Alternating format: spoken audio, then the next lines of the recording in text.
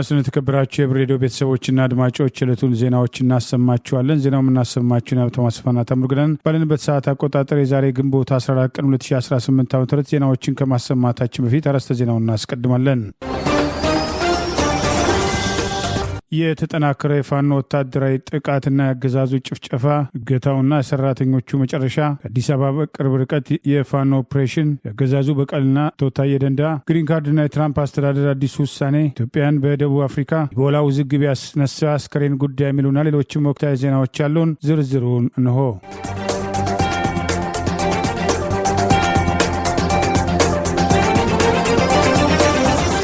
በሰሜን ወሎ ዞን በራያ ቆቦ ወረዳ የአማራ ፋኖ ብሔራዊ ንቅናቄ ወሎ ቤተ አማራ ምኒልክ ዕዝ 102ኛ ኮር በጠላት ላይ ድል መቀዳጀቱ ተገለጸ። አገዛዙ በዘፈቀደ በተኮሰው ከባድ መሳሪያ ህጻናትና አዛውንቶች ላይ ከፍተኛ ጉዳት ደርሷል። የአማራ ፋኖ ብሔራዊ ንቅናቄ አፋብን ወሎ ቤተ አማራ ምኒልክ ዕዝ ዛሬ ግንቦት 14 ቀን 2018 ዓ.ም የዕዙ 102ኛ ኮር በአራት አቅጣጫ በጠላት ላይ የሰነዘሩትን ጥቃት ተከትሎ ድል መቀዳጀታቸውን አስታውቋል። ዛሬ ግንቦት 14 ቀን 2018 ከሌሊቱ 10 ሰዓት 102ኛ ኮር በአራት አቅጣጫ ካገዛዙ ሰራዊት ጋር ትንቅንቅ በማድረግ አኩሪ ድል መፈጸማቸውን ያስታወሰው መረጃ የ12ኛ ክፍለ ጦር ቃኝ በጠላት ላይ መብረቃዊ ጥቃት በማድረግ በአስደማሚ ሁኔታ ከፍተኛ ቁጥር ያለው የጨፍጫፊ የአገዛዙን ስልጣን አስጠባቂ ሰራዊት በመደምሰስ 22 የሚሆኑትን በአስደናቂ መናበብ መማረክ መቻላቸውንም አስታውቋል። በወደ ውጊያው የጠላት የሻለቃና የሻምበል አመራሮችን ጨምሮ የተደመሰሱ ሲሆን አስክሬን እንኳን ሳያነሳ የጠላት ኃይል ለመፈርጠጥ መገደዱን ገልጿል። የ102ኛ ኮር አካል የሆነችው ነበልባሏ 65ኛ ክፍለ ጦር ሙሉ ኃይል በማስጠጋት በተለምዶ ዋልካ መንደር በሚባል ወደሚታወቀው አካባቢና ጮቤ በር በሞርታርና በዲሽቃ ጠላት ላይ ተከታታይ ጥቃት በመሰንዘር ከፍተኛ ሰብአዊና ቁሳዊ ኪሳራ በጠላት ላይ ያደረሰች ሲሆን በዚህ ትንቅንቅ የ65ኛ ክፍለ ጦር ሜካናይዝ በሞርተር 82 ኢላማውን የጠበቀ ድብደባ በማድረግ በጠላት የጮቤ በር ምሽግ የሞርተር 122ን ሙሉ በሙሉ በማውደም ጠላት ከፍተኛ ሰብአዊና ቁሳዊ ኪሳራ ማስተናገዱ ተገልጿል። 12ኛ ክፍለ ጦር ሜካናይዝ በሞርተር 82 ጮቤ በርና እዩ የጠላት ምሽግ ላይ ተጨማሪ ኢላማ ላይ ድብደባ የፈጸመ ሲሆን የጠላት ከባድ መሳሪያ ተኳሾችና የጠላት ሞርተርን ሙሉ በሙሉ በማቃጠል በጮቤ በር የመጣውን ዙ 23 በዲሽቃ አለሞት ተኳሾች ግማሽ ጎኑን በመምታት ወደ ኋላ እንዲያፈገፍግ በማድረግ ከፍተኛ ድል መመዝገቡን ይኸው መረጃ ጠቅሷል። ከጠዋቱ 3 ሰዓት በኋላ የኃይል ሚዛን ለማዛባት የ12ኛ ክፍለ ጦር ቃኝ በገደሩና በአማያ አዲስ ዓለም ተጨማሪ ኃይል በማስጠጋት ጠላት ባልጠበቀውና ባላሰበው ሁኔታ ድንገተኛ ጥቃት በመክፈት የጠላት ኃይል በሁሉም አቅጣጫ የደረሰበትን ሽንፈት ተከትሎ የቀረ ኃይሉን ይዞ ወደ ኋላ ለመመለስ የተገደደ ሲሆን ጸረ ሕዝብ የሆነ የብልጽግና መራሹ አምባገነን ስርዓት በቸልተኝነትና በዘፈቀደ የከባድ መሳሪያ ድብደባ በማድረግ እየሸሸ የነበረው ጸረ አማራዊ የብልጽግና መራሹ ስልጣን አስጠባቂ ኃይል በቸልተኝነትና በዘፈቀደ የከባድ መሳሪያ ድብደባ በማድረግ በአማራ ሕዝብ ላይ በዋጃ ከተማ በቅርብ ርቀት ሀብሎ መንደር ላይ በርካታ ህጻናት አርሶ አደሮችን በግፍ መጨፍጨፉን በፎቶግራፍ ጭምር አስደግፎ ምኒልክ ዕዝ ባወጣው መረጃ ገልጿል። ከተሰዉት ሰላማዊ ሰዎች መካከል የአንድ ቤተሰብ አባል አባትና ልጅ አቶ ደሳለ ሞላና የ10 ዓመት ልጅ ፎአድ ደሳለ እንዲሁም ጎረቤት አማራ መለሰን የገደለ ሲሆን አባት አቶ መለሰ መስፍን ከባድ ቁስለኛ በመሆን በሞትና በህይወት መካከል እንደሚገኙም አስታውቋል። ጠላት ከተኩለሽና ሺዎች ማርያም እስከ ጮቤ በር አስፍቶ ለመምጣት የሞከረ ቢሆንም ነበልባሉ የሚኒሊክ ዕዝ ልዩ ዘመቻና ሀውጃኖ ክፍለ ጦር በምዕራብ በኩል የመጣውን ኃይል እንዳይንቀሳቀስ በማድረግ በጠላት ላይ ከፍተኛ ድል ለመቀዳጀት ትልቅ ሚና መጫወታቸውን ይኸው መረጃ ጠቅሷል። ዙ 23 ማራኪዎቹ የቀድሞ የካላ ኮርማ ክፍለ ጦር የአሁኑ 49ኛ ክፍለ ጦርና የ102ኛ ኮር ቃኝ በጋራ በመሆን የጠላትን ኃይል ሚዛን ለማዛባት በምስራቅ በኩል ጎለሻ፣ ቀዩ ጋሪያ፣ አደር ቀበሌና መንደፈራ በመግባት ከጨበታ እስከ ዲሽቃና ሞርተር 82 ተኩስ በመክፈት ጠላት ያልጠበቀውን ከፍተኛ ሰብአዊና ቁሳዊ ኪሳራ እንዲያስተናግድ አድርገው ድል መቀዳጀታቸውን ገልጿል። 49ኛ ክፍለ ጦር ክንደ ብርቶችን መቋቋም ያልቻለው የጠላት ኃይል ሜዳ ለሜዳ አስክሬኑን በመቅበር የቀሩትን በየመንገዱ አንጠባጥቦ 2 ወራል ወታደራዊ ተሽከርካሪ አስክሬን ወደ ቆቦ ከተማ ይዞ ለመሸሽ መገደዱን ይኸው መረጃ ጠቅሷል። በዛሬው በዚህ ግንባር በተደረገው አውደ ውጊያ 16 ክላሽንኮቭ፣ 132 የክላሽ ተተኳሽ፣ የዲሽቃ ጥይት፣ የክላሽ መጋዘን፣ ወታደራዊ ሻንጣ፣ የዝናብ ልብስ፣ የውሃ ኮዳ ቦምቦች፣ 120 የተቃጠለ፣ 84 የጠላት ኃይል የተደመሰሰና 22 የተማረከበት ወታደራዊ እርምጃ እንደነበር የአማራ ፋኖ ብሔራዊ ንቅናቄ ወሎ ቤተ አማራ ምኒልክ ዕዝ ህዝብ ግንኙነት መምሪያ ዛሬ ግንቦት 14 ቀን 2018 ባወጣው በዚሁ መረጃ ገልጿል። 84 የጠላት ኃይል ተደምስሷል፣ 22 ተማርከዋል።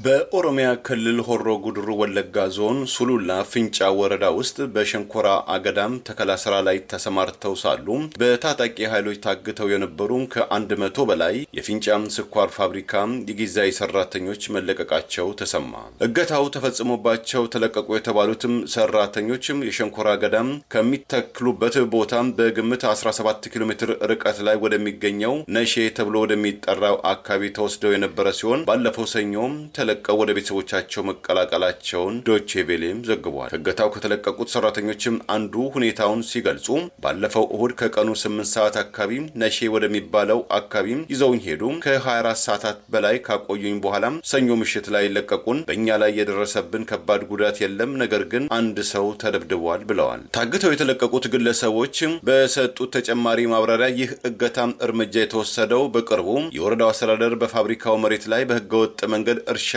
ሲያካሄዱ በነበሩ ግለሰቦች ላይ የወሰደውን እርምጃም ተከትሎ መሆኑን ገልጸዋል። አስተዳደሩ የእርሻ በሬዎችንና ሌሎችም ቁሳቁሶችን በመውረሱ ሳቢያም ታጣቂዎችም የነዚህ ሰዎች ንብረትም ካልተመለሰም ሰራተኞቹን አንለቅም፣ የሸንኮራ አገዳም ማሳውንም እናቃጥላለን በማለትም ሲያስፈራሩ እንደነበረም እማኞቹ ጠቅሰዋል። ይሁን እንጂ የአካባቢው ነዋሪ ባሳየው ከፍተኛ ተቃውሞ ምክንያት 135 የሚጠጉት የዕለት ሰራተኞችና የማሳ ጥበቃ ሰራተኞች በሙሉ ሊለቀቁ መቻላቸውም ታውቋል። የፍንጫ ስኳር ፋብሪካም ከ2015 ዓ.ም ጀምሮ በአካባቢው ካለው የጸጥታ መደፍረስና ከታጣቂዎች እንቅስቃሴ ጋር ተያይዞ ተደጋጋሚ ችግር ሲያጋጥመው የቆየ ቢሆንም በቅርቡ ባደረገው የጥገናም ስራ መደበኛ የምርት ስራውን መጀመሩም ታውቋል። ባለፈው ግንቦት 20 2015 ዓ.ም በመንግስት የጸጥታ ኃይሎችና በኦሮሞ ነጻነት ሰራዊት መካከል በወረዳው ተቀስቅሶ በነበረ ውጊያ ምክንያት በዞኑ የሚገኘው የፍንጫ ስኳር ፋብሪካ ንብረት መውደሙን፣ መዘረፉን እንደዚሁ ምርት ማቆሙን የፋብሪካው ሰራተኞችና የአካባቢው ነዋሪዎችም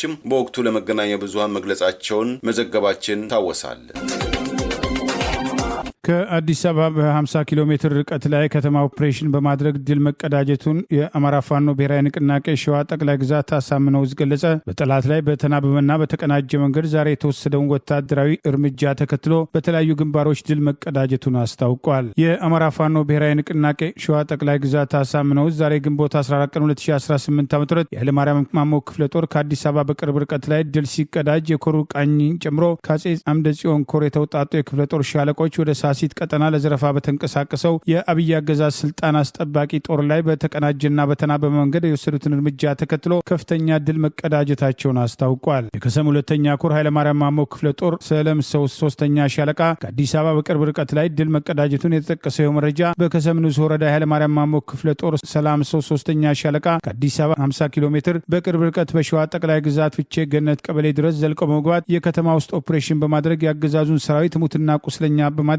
የጦር መሳሪያ መማረክ መቻላቸውን ገልጸዋል። በዚህ ኦፕሬሽን 6 የጠላት ኃይል ሲደመሰስ 3 አውቶማቲክ ክላሽ፣ 2 ኤስኬኤስ መሳሪያ፣ 220 ክላሽ ተተኳሽ በመያዝ የሰላም ሰው ሻለቃ አስደማሚ የተሳካ የከተማ ኦፕሬሽን ማካሄዷን ይኸው መረጃ ጠቅሷል። ይህ በእንዲህ እንዳለ ጠላት ከሞጃና ወደራ ወረዳ ሰላ ድንጋይ ከተማ በማድረግ ወደ ሳሲትና አካባቢው ዛሬ ግንቦት 14 ቀን 2018 ዓ.ም ያደረገውን እንቅስቃሴ ተከትሎ የአፋብን ሸዋ ጠቅላይ ግዛት አሳምነው ዕዝ አጼ አምደ ጽዮን ኮር አህዶች ከረፋዱ 2 ሰዓት ጀምሮ በከፍተኛ መናበብና መቀናጀት ጠላት ላይ ወሰዱትን እርምጃ ተከትሎ ከፍተኛ ድል መቀዳጀታቸውን ገልጿል። የጠላት 104ኛ ኮማንዶ ክፍለ ጦርና በርካታ የጥምር ጦር ስብስብ አስከትሎ በሞርተርና በዙ 23 እንዲሁም በበርካታ ዲሽቃ የታጀበው የጠላት ኃይል አጼ አምደ ጽዮን ኮር ሰፊ ቀጠናን ወስዶ አድማሱን በማስፋት የውጊያውን ቀጠና በቪላገነት፣ በአርባ በርሶማ፣ በአይሶፌ፣ በሸጋ ገበያና በምቧይ ባድ ጠላትን ከበባ ውስጥ በማስገባት ከመቼውም ጊዜ በላይ የኮሮ አህዶችን ያቀናጀ በአገዛዙ ስልጣን አስጠባቂ ሰራዊት ላይ የተቀናጀ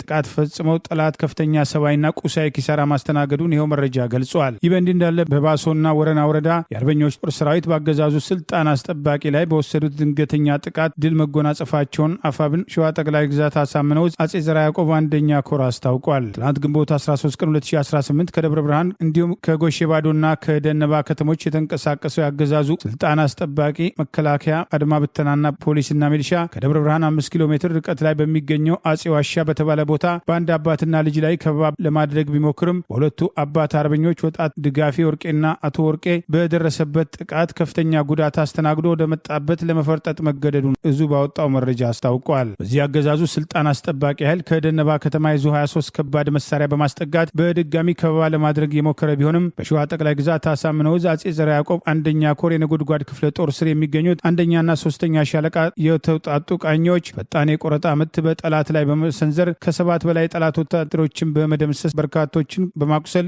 የጠላት ኃይል ወደ መጣበት ለመፈርጠጥ መገደዱን አስታውቋል። የአርበኞቹን ክንድ መቋቋም ያቃተው ያገዛዙ ስልጣን አስጠባቂ ሰራዊት የበቀል በትሩን በንጹሃን ላይ በማሳረፍ አንዱ አርሶ አደር መረሸኑን፣ 5 በሬዎችን መዝረፉና የአንድ ግለሰብ ገለባ አቃጥሎ መፈርጠጡን የአማራ ፋኖ ብሔራዊ ንቅናቄ ሸዋ ጠቅላይ ግዛት አሳምነው ዕዝ ህዝብ ግንኙነት መምሪያ ዛሬ ግንቦት 14 ቀን 2018 ባወጣው በዚሁ መረጃ ገልጿል።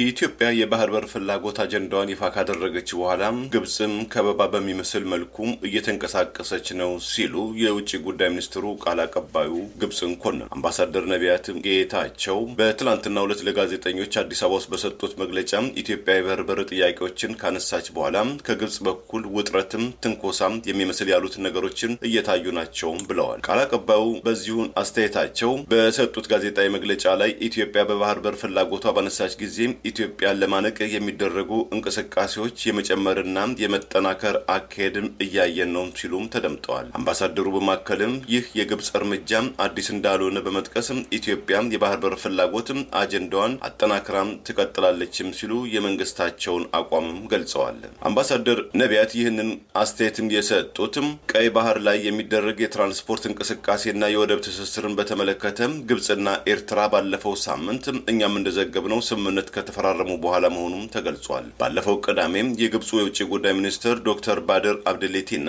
የግብጹ ትራንስፖርት ሚኒስትር ሌተና ጀነራል ካማል አልዋዚር ከኤርትራው ፕሬዝዳንት ከአቶ ኢሳያስ አፈወርቂ ጋር ተገናኝተው የተወያዩ ሲሆን የግብጽ የውጭ ጉዳይ ሚኒስትር ዶክተር ባድር ከስምምነቱ በኋላም ከኤርትራ መንግስታዊ ቴሌቪዥን ጋር ባደረጉት ቃለ ምልልስ የቀይ ባህር አስተዳደርና ደህንነት ጉዳይ በዋነኛነት የሚመለከተው የቀይ ባህር አጎራባች አገርና ብቻ ነው በማለትም መግለጻቸው አይዘነጋም።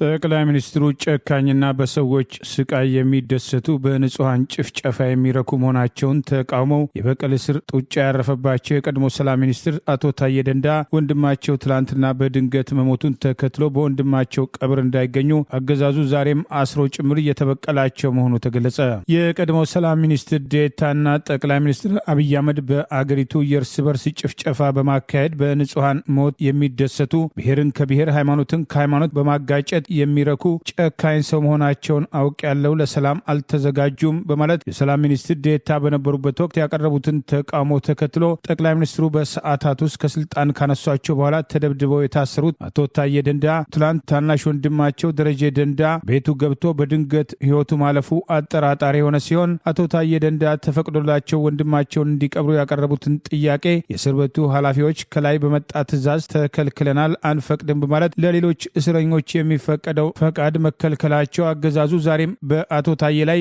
የበቀል ጡጫውን ማሳረፉን መቀጠሉን ያሳያል ተብለዋል። አቶ ታዬ ደንዳ መታሰራቸውን ተከትሎ ከሳቸው አልፎ የ30 ቤተሰቦቻቸው የባንክ አካውንት መዘጋቱን፣ ቤተሰቦቻቸው ከተከራዩበት የመንግስት ቤት ወጥተው ሜዳ ላይ እንዲበተኑ ተደርገው እንደነበር በታሰሩበት ወቅት ለፍርድ ቤት ጭምር አመልክተው የነበረ ሲሆን የወንድማቸው ድንገተኛ አሟሟትም ጥርጣሬ ያስከተለ ሲሆን አቶ ታዬ ወንድማቸው እረፍት እስር ቤት እንዳሉ ከተነገራቸው በኋላ ለእስር ቤቱ አስተዳደር ወንድማቸውን እንዲቀብሩ እንደ ማንኛውም እስረኛ የጠየቁ ቢሆንም እንደ ሌሎች የፖለቲካና ሕሊና እስረኞች ሁሉ አገዛዙ በበቀል ያሰራቸው አቶ ታዬ ደንዳን ጥያቄ ውድቅ በማድረግ የበላይ አካላት ትዕዛዝ አልሰጡም፣ አንፈቅድም በማለት በወንድማቸው ቀብር ላይ እንዳይገኙ መደረጋቸው ጠቅላይ ሚኒስትሩና አገዛዛቸው በአቶ ታዬ ላይ እየወሰዱት ያለው የበቀል እርምጃ ዛሬም አለመቋረጡ ግልጽ ማሳያ ነው ተብለዋል። ጠቅላይ ሚኒስትሩ ጠርተው በሚያናግሯቸው ወቅት የአማራ ሕዝብን አጠፋለሁ እስከ ማለት መድረሳቸውና እንዳስደነገጣቸው የሚሆነው ስለማይታወቅ ማለት ለዳግም እስር ከመዳረጋቸው በፊት በበርካታ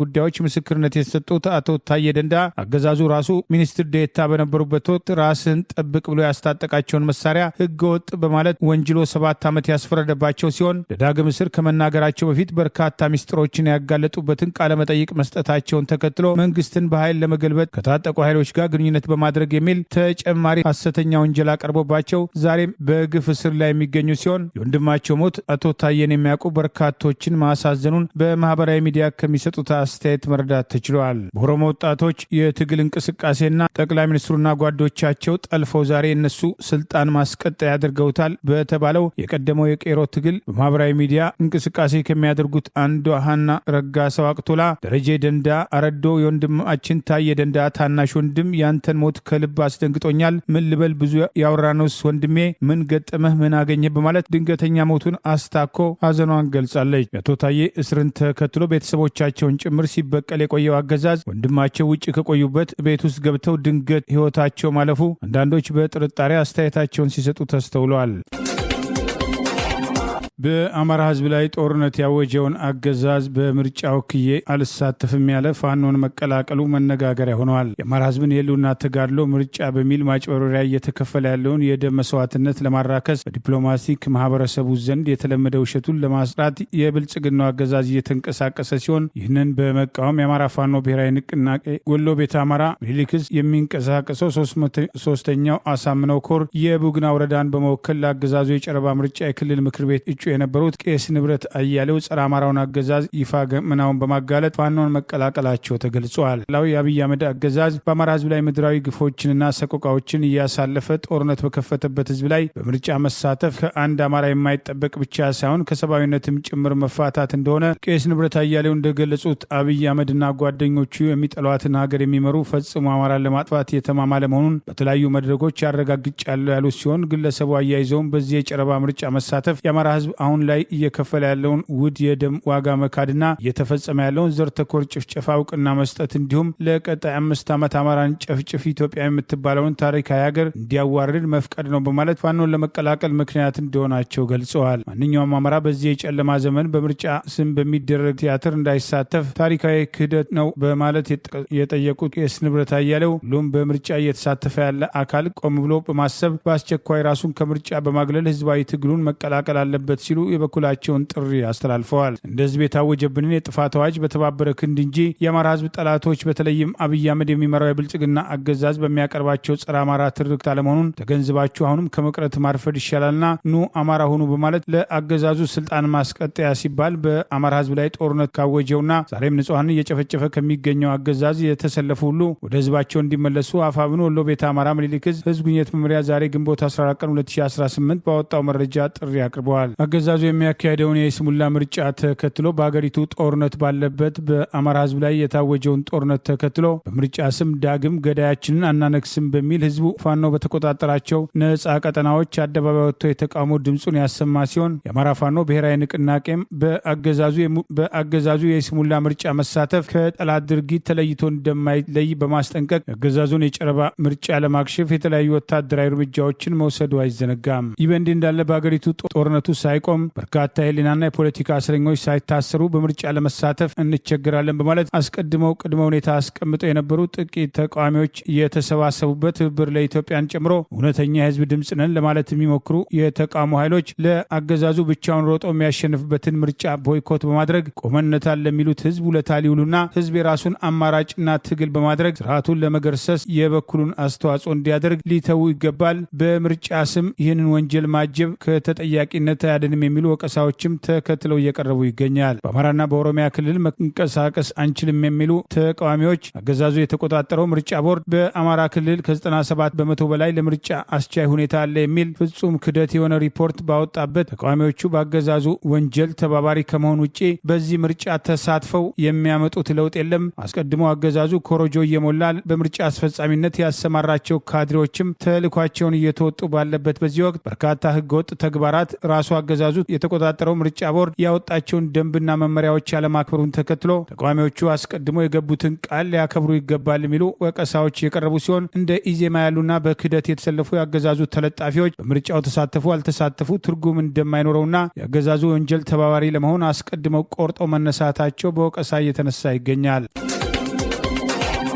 በደቡብ አፍሪካ ከጸረ ስደተኞችም ጥቃት በመሸሽ በአንድ ቤተክርስቲያን ውስጥ ተጠለው የነበሩ ኢትዮጵያንና የሌሎችም የአገራትም ስደተኞች በጸጥታ ኃይሎችም ተባረሩ። የደርባን ከተማ ፖሊስ እንደገለጸው ብዛት ያላቸው ኢትዮጵያን፣ የዲሞክራቲክ ሪፐብሊክ ኮንጎ፣ ሩዋንዳና የሶማሊያ ዜጎችም ከደረሰባቸው ከጸረ ስደተኞችና ጸረ መጤዎችም ጥቃት ለመታደግም ለቀናትም ተሸሽገውበትም ተሰባስበውበት ከነበረው አንድ ቤተክርስቲያን ውስጥ የጸጥታ ኃይሎች በመግባት ከህንጻ ቤተክርስቲያን ውስጥ በማውጣት በአውቶቡሶች ጭነው ከአካባቢው እንዳወጧቸው እና ወደ መንግስታዊ ስደተኞች መጠለያ ካምፕ እንዳጓጓዛቸው ታውቋል። በአካባቢው የነበሩ ጸረ ስደተኞችም አባሯቸው ከዚህ ይወገዱ የሚል ጩኸትም ሲያሰሙ እንደነበረ የአገሪቱ መገናኛ ብዙሃን ዘግበዋል። በወቅቱም በጸጥታ ኃይሎችም ከቤተ ክርስቲያኑ የተወገዱ ስደተኞች መካከል በአውቶቡሶች መኪና መስኮት አማካኝነትም እኛ በደቡብ አፍሪካ ውስጥ የመኖሪያ ህጋዊ ሰነድ አለን በማለትም ለጸጥታ ኃይሎችና ለህዝቡ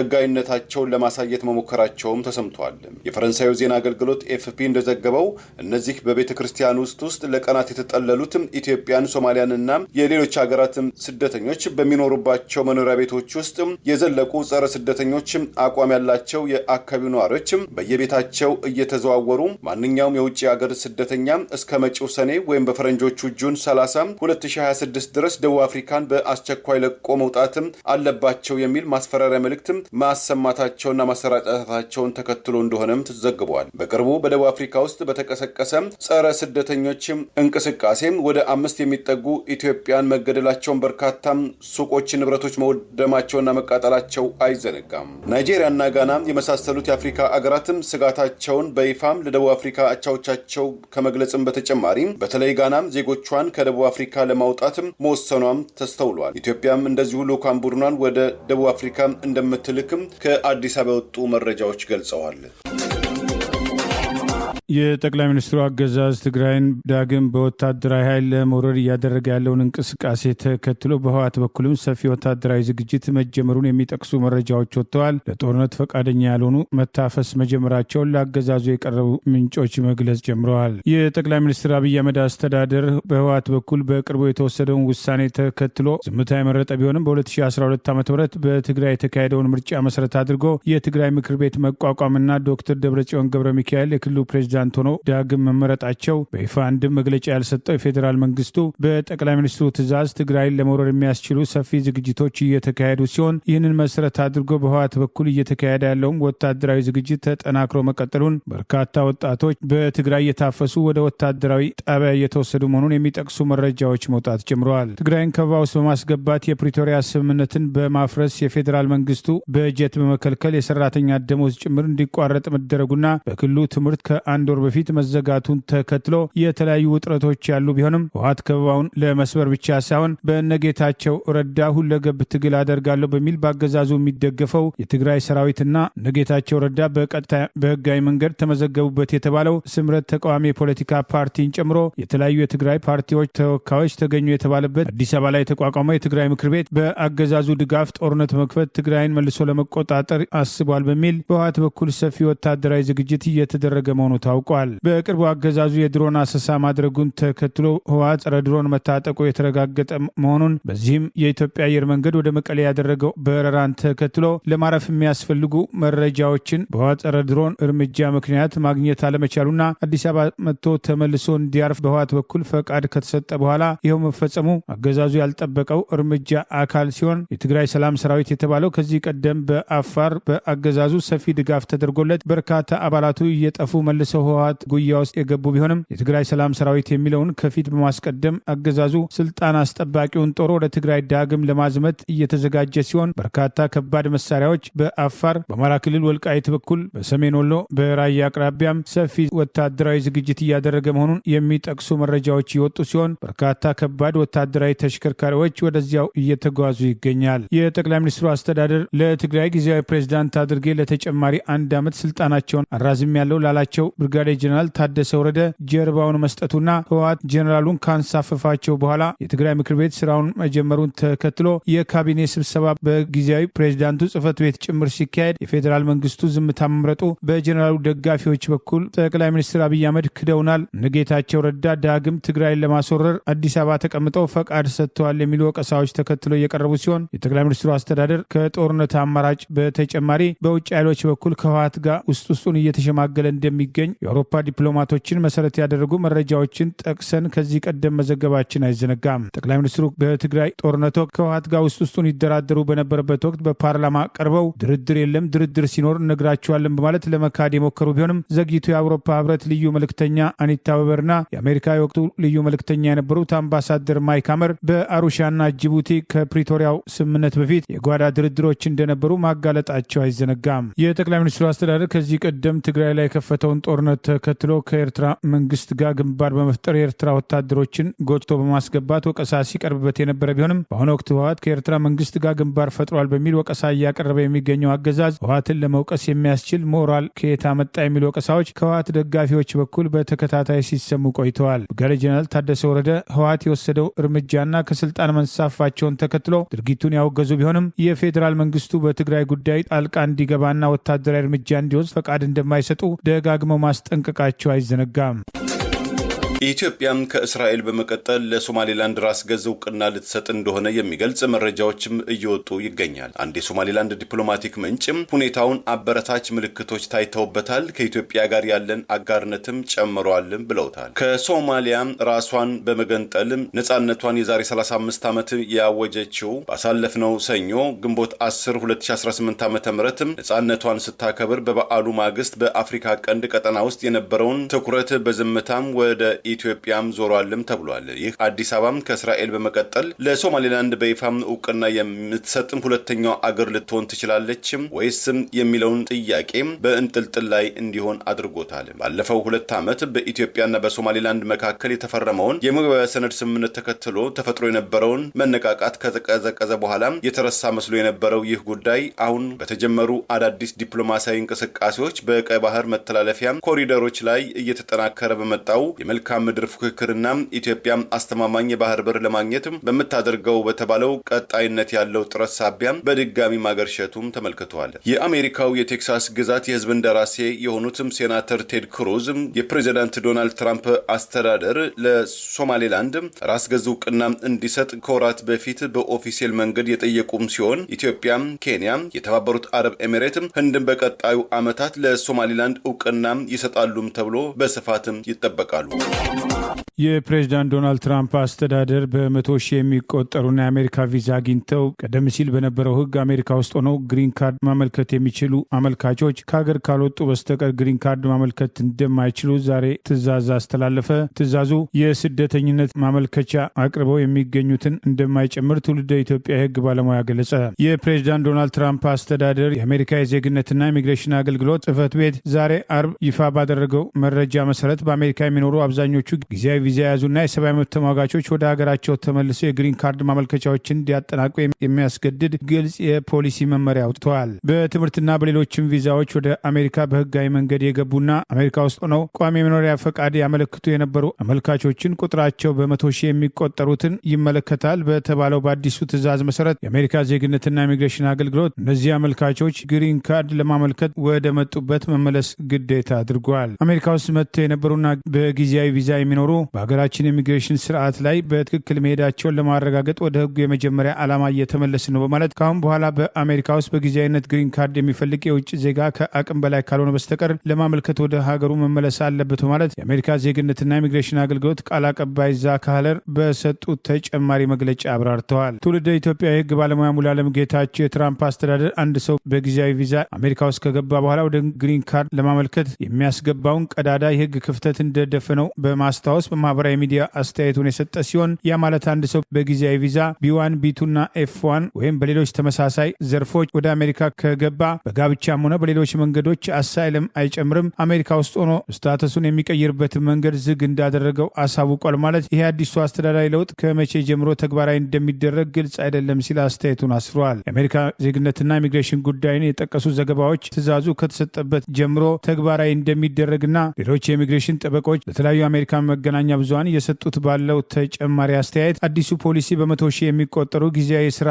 ቪዛ ያላቸው አሜሪካ ውስጥ ቋሚ መኖሪያ ፈቃድ አመልክተው ጉዳያቸውን የሚከታተሉትን ጭምር ይጎዳል ሲሉ አስተያየታቸውን ሰጥተዋል። በኒውዮርክ የኢሚግሬሽን ጠበቃ የሆኑት ሮዛና ቤራርድ ፖሊሲው በጊዜያዊ ቪዛ መጥተው በተለያየ መንገድ አሜሪካ ውስጥ በህጋዊ መንገድ የገቡትና የሰብአዊ መብት ተሟጋቾችን ጨምሮ ቋሚ መኖሪያ ፈቃድ ወይም ግሪን ካርድ አመልክተው በመጠባበቅ ላይ ያሉትን ሁሉ ውሳኔው እንደሚመለከታቸው ገልጸዋል። በጊዜያዊነት በአሜሪካ ቪዛ አግኝተው የገቡና የአሜሪካ ጦርን የረዱ አፍጋኒስታናውያን፣ ጦርነትን የሚሸሹ ዩክሬናውያን ጨምሮ አዲሱ ትዕዛዝ አሜሪካ ውስጥ ለግሪን ካርድ ሆኖ ማመልከታቸውን እንዳሉታዊ ነገር መቁጠሩና ቀደም ሲል ቪዛ ያገኙትም በጊዜያዊነት ነው በሚል እሳቤ ከአገር ወጥተው እንዲያመለክቱ መታዘዙ እነሱንም ሊጎዳ እንደሚችል በኒውዮርክ የኢሚግሬሽን ጠበቃ የሆኑት ሮዛና ቤራርዲ በሰጡት ተጨማሪ መረጃ ገልጸዋል። ቀደም ሲል B1ና B2 ጨምሮ በተለያዩ ቪዛዎች የመጡና አሜሪካ ከመጡ በኋላ ግሪን ካርድ ማመልከት የሚችሉ ወገኖች በአዲሱ መመሪያ መሰረት ከአሜሪካ ካልወጡ በስተቀር ግሪን ካርድ ማመልከት እንደማይችሉ፣ ይህም በመቶ ሺህ የሚቆጠሩና ግሪን ካርድ ለማግኘት አመልክተው እየተጠባበቁ ያሉትን ጭምር ሊጎዳ እንደሚችል የፕሬዚዳንት ዶናልድ ትራምፕ አስተዳደር የሰጠውን ትዕዛዝ ተከትሎ የሚወጡ አስተያየቶች አመልክተዋል። በስደተኞች ጉዳይ ጠበቅ ያለ ፖሊሲ እየተጠቀሙ ያሉትና ቀደም ሲል ባለው የአሜሪካ ሕግ ወደ አሜሪካ በህጋዊ ቪዛ የገቡና ግሪን ካርድ ለማመልከት በህጋዊ መንገድ ያለውን ሂደት የተከተሉ አሜሪካ ውስጥ እያሉ ማመልከት የሚችሉበትን እድል የሚዘጋ መሆኑን የሚወጡ ተጨማሪ አስተያየቶች ገልጸዋል። የፕሬዚዳንት ዶናልድ ትራምፕ አስተዳደር በህግ የተፈቀዱ የስደተኛ መብቶችን ጭምር በአፈጻጸም መመሪያ በመከልከል የተለያዩ ጫናዎች ማድረጉን ተከትሎ በርካታ ጉዳዮች ወደ ፍርድ ቤት እየሄዱ ባለበት በዚህ ወቅት የአሜሪካ ቋሚ የመኖሪያ ፈቃድ ግሪን ካርድ ለማመልከት የሚችሉና ይህም በህግ የተፈቀደላቸው በመቶ ሺህ የሚቆጠሩ ጊዜያዊ ቪዛ ያላቸው ህጋዊ ፈቃድ አግኝተው እየሰሩ ያሉ ወገኖችን የዛሬው መመሪያ ህይወታቸውን የሚያመሳቅልና ወደ መጡበት ሀገር ሄደው እንዲያመለክቱ የሚያስገድድ መሆኑ ትልቅ ጫና ይፈጥራል የሚሉ አስተያየቶች ተከትለው ቀርበዋል።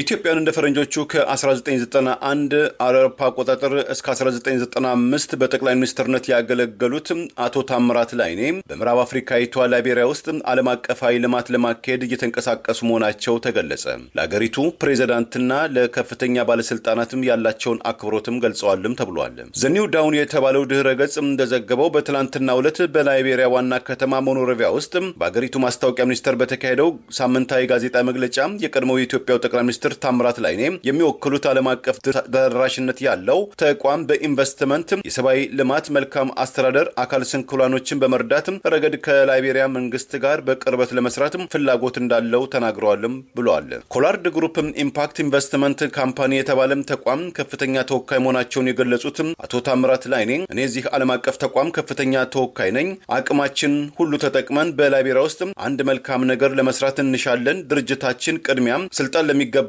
የአካባቢው ማህበረሰብ ክፍሎች ስልጣን በመስጠት የሥራ ዕድል በመፍጠር የማህበረሰብ ተሳትፎን ማጎልበትና የመሰረተ ልማት ማሻሻያ ላይ ቅድሚያ ያደርጋልም ብለዋል። አቶ ታምራት ላይኔም ከላይቤሪያው ፕሬዚዳንት ጆሴፍ ባኮላም ጋር ገንቢ ያሉት ውይይት ማድረጋቸውንና በላይቤሪያው ፕሬዚዳንት ብስለትና አመራር ያላቸውን አድናቆት ገልጸዋል የተባለም ሲሆን ኢትዮጵያና ላይቤሪያም እንዴትም ትብብራቸውን ሊያጠናክሩ እንደሚችሉ ከላይቤሪያው ፕሬዚዳንት ጋር ውይይት ማድረጋቸውን LNTV ላይቤሪያም ዘግቧል። በአሁኑ ወቅት ኑሯቸውን በምድረ አሜሪካ ያደረጉት የቀድሞው ጠቅላይ ሚኒስትር አቶ ታምራት ላይኔ በኢኮኖሚ የተጎዱ የአፍሪካ ወጣቶችና የማህበረሰብ ክፍሎችን እንዲያንሰራሩ በተለይ የአካባቢ ማህበረሰብ ክፍሎች በአካባቢያቸው ባሉ ፕሮጀክቶች ላይ ቀጥተኛ ወሳኝ እንዲሆኑ የሚያስችል ፍላጎት እንዳላቸው በመግለጽ ከላይቤሪያ መንግስትና ተቋማት ጋር አብሮ መስራትም እንደሚያስደስታቸው ይህንንም ራዕይ በተቀሩት የአፍሪካ አገራትም የማስፋፋትም ፍላጎት እንዳላቸው ተገልጿል። እንደ አቶ ታምራት ላይኔ ገለጻ የሚመሩትም ተቋም በላይቤሪያ ውስጥ እንደ ግብርና፣ ማዕድን፣ ኃይል እና ግንባታም ዙሪያ ቀጥተኛም ተጠቃሚ የሚሆኑበትን የማህበረሰቡ ክፍሎችም መንገድ መጥረግ እንደሆነም ፍላጎት እንዳላቸውም ተገልጿል። ግፍን በጸሎት ለማጽናት በሚል ለምርጫ ጸሎትና ዱዓ ለማድረግ ጥሪ ያቀረበው የኢትዮጵያ ሃይማኖቶች ጉባኤ ድርጊትን ታዋቂው የሰብአዊ መብት ተሟጋች አወገዘ። የኢትዮጵያ መከራ እንዳይነጥፍ ግፈኞች እንዲበረቱ፣ ግፉዋን በተንበርካኪነት ስሜት ጭቆናን እንዲቀበሉ፣ አገዛዙ ላይ እንዳያምፁ፣ ለአርነታቸው በትጋት እንዳይቆሙ፣ በጾምና በጸሎት ድባቴ ውስጥ ሆነው በደላቸውን እንዳያስቡ፣ አስበውም ለለውጥ እንዳይነሱ በማድረግ የኢትዮጵያን ሕዝብ ከአፋኝ አገዛዞች ባልተናነሰ አእምሮን ተብትበው የያዙት ካድሬና ግፍን የማይጠየፉ ቆብ አጥላቂ የሃይማኖት አባቶች፣ ካድሬ የአገር ሽማግሌዎችና ጥቅመኛ ልሂቃኖች የሲቪክ ማህበራት ናቸው በማለት ግፍን በጸሎት ለማጽናት በማለት የኢትዮጵያ ሃይማኖቶች ጉባኤ መጪው ምርጫ አስታኮ የአደባባይ ጸሎትና ዱዓ እናደርጋለን በሚል ያስተላለፉትን ጥሪ ታዋቂው ሰብአዊ መብት ተሟጋች ተቃውመ። የቀድሞ የኢትዮጵያ ሰብአዊ መብት ተሟጋቾች ስብስብ ዋና ዳይሬክተር የሆነው አቶ ያሬድ ኃይለማርያም ግፍን በጸሎት ለማጽናት በማለት የሃይማኖቶች ጉባኤ በሀገሪቱ የእርስ በርስ ጦርነት ባለበት በርካታ የህሊናና የፖለቲካ እስረኞች በግፍ እስር ላይ በሚገኙበት አገዛዙ ብቻውን ሮጦ የሚያሸንፈውን ምርጫ ተከትሎ ምርጫው በሰላም እንዲጠናቀቅ ግንቦት 16 ቀን 2018 የአደባባይ ጸሎትና ዱዓ እናደርጋለን በሚል የሃይማኖቶች ጉባኤ ያስተላለፈውን ጥሪ ተቃውመዋል። ህዝብ በሃይማኖቱ ጭምር እየተመረጠ በማንነቱ ሲገደል፣ ሲሳደድ፣ ንብረቱ ሲዘረፍ፣ አገር በጦርነት ስትወድም፣ ሴቶች በግፍ ሲደፈሩ ለግፉአኑ ህዝባቸው ጸሎትና ምህላ ዱዓና ምልጃ ያልወጡ የሃይማኖት አባቶች የአገዛዙ ስርዓት ይህንን የስሙላ ምርጫ በሰላም እንዲሻገርና እነሱ ምቾትና ጥቅማቸው እንዳይጓደል በሃይማኖት ካውንስሉ ስም ለጸሎትና ምልጃ ጥሪ ማስተላለፋቸው እጅግ አይን ያወጣ አሳፋሪ ድርጊት ነው ሲል አውግዞታል። ለነገሩ መንግስት በየዘርፉ ካውንስል እያለ ያቋቋማቸውና ከጀርባ በአገዛዝ ስርዓቱ የሚዘወሩ ተቋማት በሃይማኖቱ ብቻ ሳይሆን የኢትዮጵያ ሲቪክ ማህበረሰብ ድርጅቶች ካውንስል የሚባል ተቋምም እንዲሁ ሲቪክ ምህዳሩ በአገዛዙ ስርዓት ሙሉ በሙሉ በቁጥጥር ስር እንዲውል ከደህንነት ቢሮ ጋር አብሮ የሚሰራ ምርጫውንም ህዝቡ እንዲቀበለውና ያገዛዙም እድሜ ለማስቀጠል የሚደክም ሌላው ተቋም ነው በማለት ድርጊቱን አውግዟል። ይህ በእንዲህ እንዳለ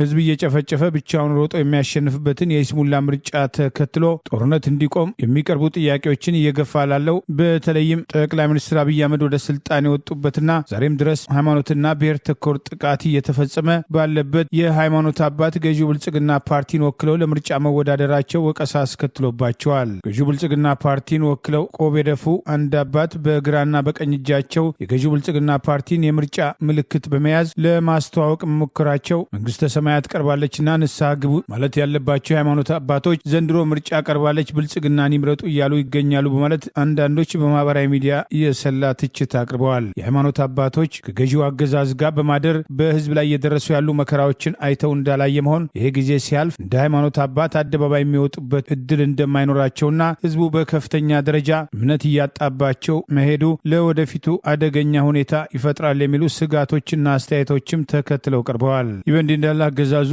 በይስሙላ ምርጫ የአገሪቱን ሀብት ከሚያባክን በህዝቡ ትግል እስኪገረሰስ ድረስ የአገሪቱን ሀብት እንዳይቀልድበትና ከአገዛዙ ጋር በአጃቢነት የሚሰለፉ ተለጣፊና አንዳንድ ህዝቡ ትኩረት የሰጣቸው ተቃዋሚዎች ጭምር ከድርጊታቸው እንዲቆጠቡና አገዛዙ ብቻውን ሮጦ የሚያሸንፍበትን ምርጫ ቦይኮት እንዲያደርጉ ጥሪዎችን መቅረብ ጀምረዋል።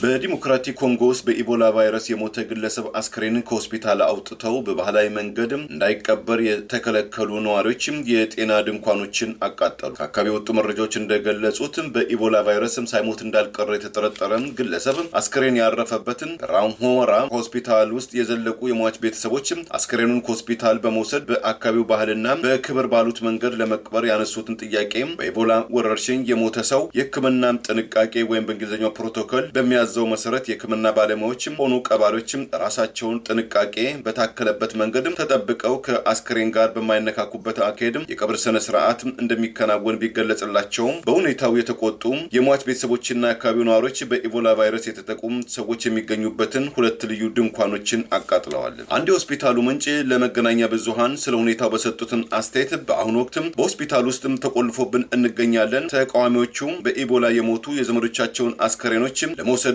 ጥረት እያደረጉ ነው። ከዚህም ጋር በተያያዘ የተወሰኑ የሆስፒታል ተቋማትን ማቃጠል ጀምረዋል። ሁኔታው በእጅጉ አሳሳቢ በመሆኑ ታማሚዎችን፣ የሆስፒታሉ ሰራተኞችንና የጤና ተቋማትን ለመታደግ አግባብነት ያላቸው ባለስልጣናት አፋጣኝ ጣልቃ እንዲገቡ እንጠይቃለን ብለዋል። የደህንነት ባለስልጣናትና የጤና ኃላፊዎችም ሁኔታውን ለመቆጣጠር በስፍራው መሰማራታቸውን ከአካባቢ የወጡ መረጃዎች ገልጸዋል። የሆስፒታሉ ባለስልጣናትና የሰብአዊ ተቋማት እንደገለጹት በኢቦላ ቫይረስም ተጠቅተው በሆስፒታል ውስጥ በልዩ ማቆያ ስፍራ ውስጥ የሚገኙና የሕክምና እርዳታ ከሚሰጣቸው ታማሚዎች መካከል በተፈጠረው ግርግርና መደናገጥ ሳቢያ እስካሁን ከጤና ጣቢያው አለመውጣታቸውን አረጋግጠዋል። እስካሁን ድረስ በትንሹ 177 ሰዎች የሞቱበት፣ ወደ 750 የሚጠጉ ሰዎች በቫይረሱ መያዛቸው የተጠረጠረበት፣ እስካሁን ድረስ የመከላከያ ክትባት ያልተገኘለት አዲሱ የኢቦላ ወረርሽኝ በአንዳንድ የዲሞክራቲክ ሪፐብሊክ ኮንጎ ነዋሪዎች ዘንድ በሽታው የነጮች በሽታ ነው በሚል በተሳሳተ አመለካከት ውስጥ መውደቃቸው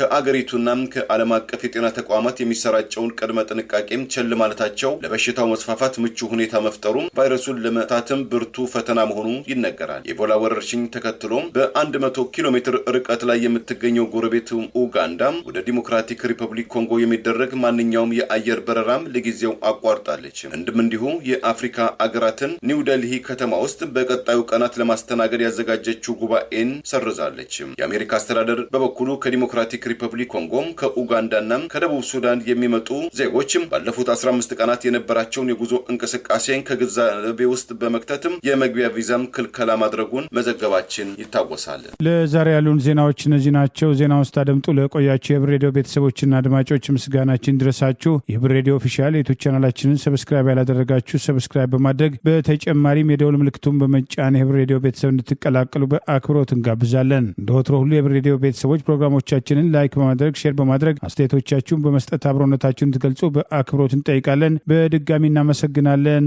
ጤና ይስጥልን። ቸር እንቆይ።